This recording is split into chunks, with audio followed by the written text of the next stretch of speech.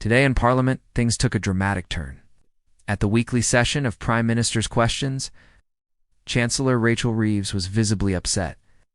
A tear rolled down her cheek as questions flew and the spotlight seized on her position.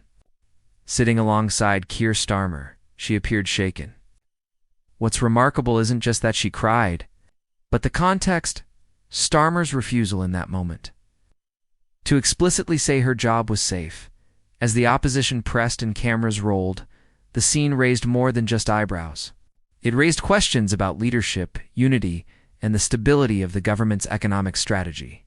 Reeves later explained that her upset was a personal issue unrelated to politics, but in politics, personal moments become public and symbolic. Reuters plus to The Guardian, +2 in fact. The episode grew into something bigger than one tear. Financial markets reacted. Sterling slipped, and borrowing costs rose as investors took note. What does a chancellor crying in the Commons really signal? Reuters +1. The framing was clear. If the person steering the country's finances appears vulnerable, the message may be that things are not under control. Reeves, after the moment, addressed the media. Clearly, I was upset yesterday and everyone could see that. It was a personal issue, and I'm not going to go into the details of that.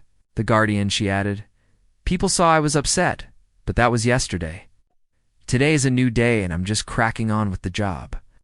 And crucially, she reaffirmed, this is the job I've always wanted to do. Reuters +1. Starmer, meanwhile, insisted that Reeves would remain Chancellor for years to come and that she had his full backing. Reuters +1. But he hadn't given that backing in the chamber at the moment when it mattered.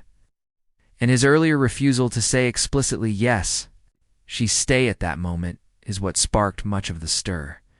The Times opposition voices wasted no time. The Tory frontbench asked pointed questions. One MP told Reeves directly, if a chief executive cried in public, they would not be forgiven for it. Others called her toast, suggesting her future was in jeopardy in making her tears a sign of deeper weakness. The Guardian, why does this matter? Well, Reeves is central to the government's economic agenda. The party has made big promises about fiscal discipline, public investment, and transforming public services. Reeves plays a key role in that narrative. When she is visibly distressed and her position appears uncertain, it undermines the story of firm stewardship, and the scene is set against a backdrop of controversy.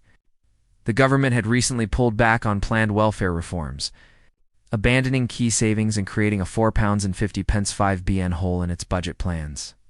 The Independent +1. Reeves is tasked with reconciling significant economic challenges. The emotional moment in Parliament, then, isn't just about a personal lapse, it becomes a symbol of pressure building beneath the policy surface. So how did the government respond? The next day, Reeves appeared at an event unveiling a 10-year plan for the NHS alongside Starmer and Health Secretary Wes Streeting. The tone was upbeat. Reeves played up the unified front. Keir and me are a team, she said. The Guardian +1. Her body language was more composed. The press briefings were smoother, the messaging clearer, and for markets, the frenetic moment had passed. To sum up, this episode shows how a flash of emotion in the Commons can ripple far beyond the chamber. It challenges the careful veneer of party unity. It tests leadership both for Reeves and for Starmer, and it underlines how vulnerable even senior figures are when the public and markets begin to question their stability. If you're watching this clip of Reeves wiping away a tear, ask yourself, what did that moment signal? Was it simply a personal issue, as she said? Or was it a visible crack in the government's front? When Starmer brushes it off by saying, PMQs is pretty wired, I didn't notice, the Guardian, the message becomes ambiguous.